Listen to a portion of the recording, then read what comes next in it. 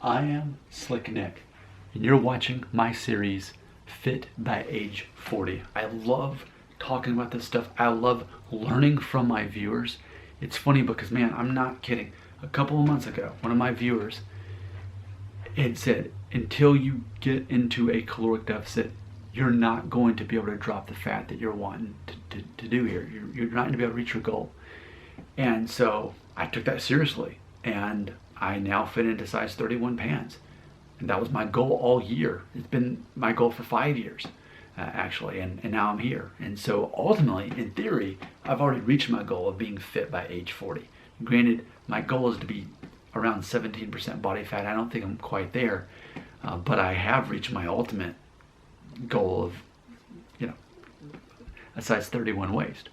So it's exciting to see this, and I do, again, feel that I'm learning from my viewers. So definitely feel free to leave comments. I'm open to what you have to say, if it's going to help me not only obtain my goal of truly being fit by 40, but also maintaining that.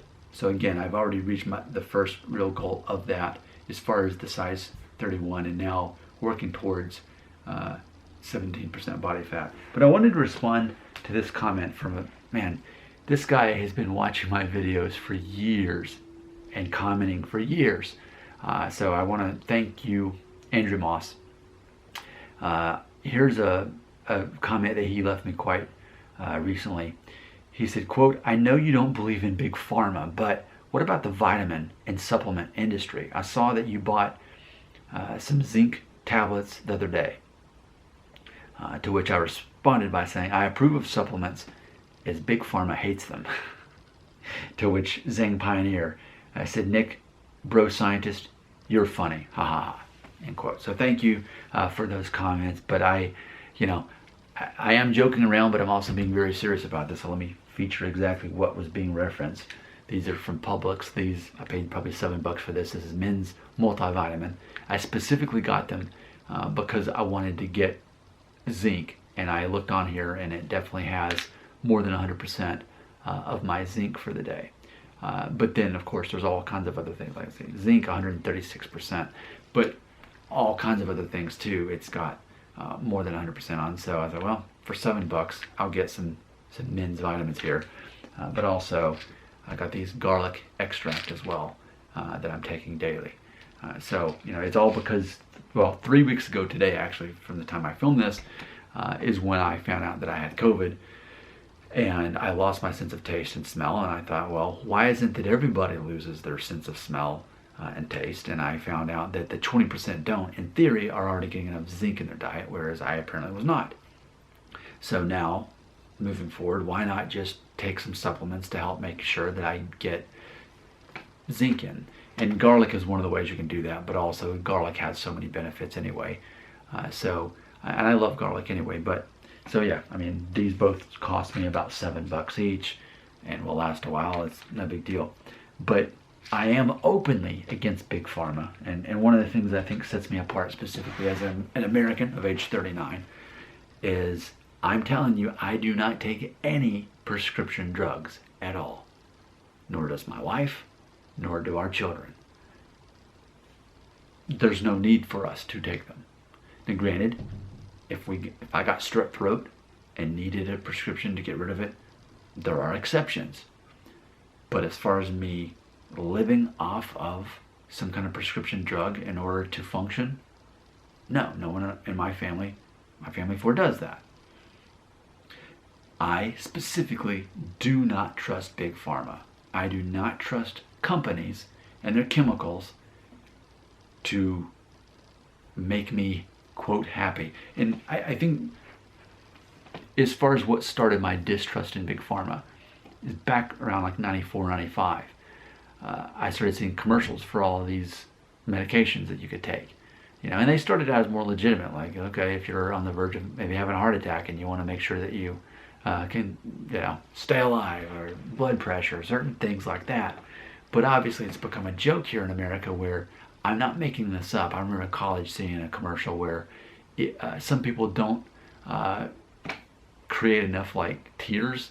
So if your eyes are kind of dry and you need to be able to cry better, and then you can take this prescription drug. And then, of course, they go through all the side effects of it. I feel that a lot of times they just need people to sell medicine to, and that's what they do. So where's that line? Where do you draw that line of, hey, I actually need this to stay alive, which those drugs exist. I don't need those drugs. And then somewhere along the line of, this is just complete vanity. So, but fortunately, I am a very healthy person, as is my wife, as are our kids. We don't need drugs to stay alive. And my whole thing is, why would I take drugs for things that I can actually control? I'm very red pill, meaning that I believe in focusing on what I can control, not on what I can't. So, when I started gaining weight, and it was a matter of me figuring out what am I going to do to change that? So obviously I joined the gym. I walk 2 miles a day. I've restricted my calories under 2,000 a day. I make sure I'm getting enough protein, complex protein a day. I do intermittent fasting. I do all these things, and I've definitely begun reaching my goals. But trusting big pharma? No way. I mean, and it's the same way with the government. I don't trust the government. Now, I'm not saying the United States is a bad place to live. I'm glad I live here. But ultimately, there's been too many things happen in the past 50 years or so. Those things alone caused me to distrust the government.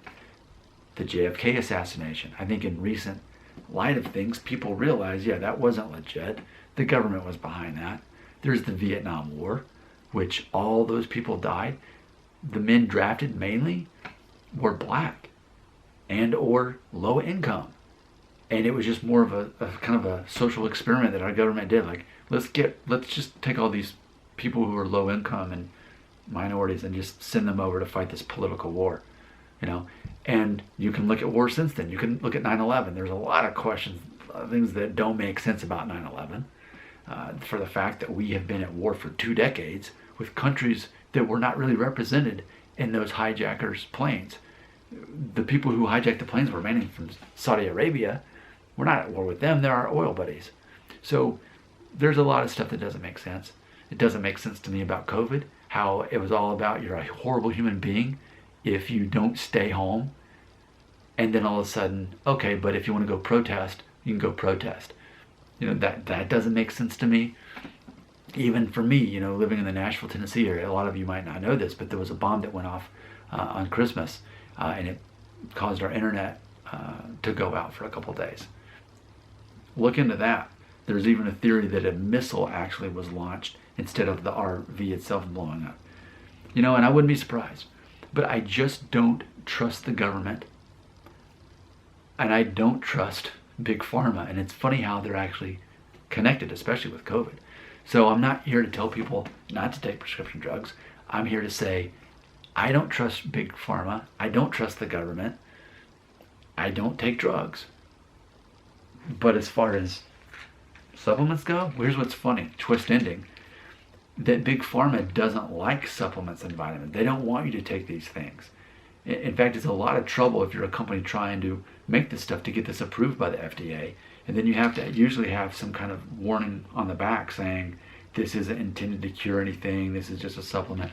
Like, they're at war with each other in the same way that YouTube and Facebook are not friends. They're against each other. So for example, most of my views that come from my videos are for people searching the content and finding, or me showing up in the suggested feed. It's not because I share my videos on Facebook and people watch them.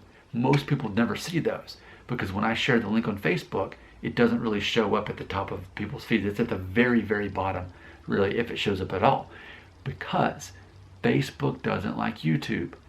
Facebook wants people wasting their time scrolling, looking, what's my identity? Am I pretty? Am I handsome? Am I funny? Am I likable? And they're desperate to find out their identity, so they're just constantly scrolling. And that's what Facebook wants you to do. And if you're doing that, you're not spending 10 minutes on a video on YouTube. Well, the opposite. YouTube doesn't want you on Facebook. They want you watching their videos so that those ads will pay off. But specifically, Facebook doesn't want you watching YouTube, and vice versa. It's that way with big pharma. They don't approve of vitamins and supplements. They want you to take drugs. So that's what it comes down to. your thoughts, your views, they belong right here.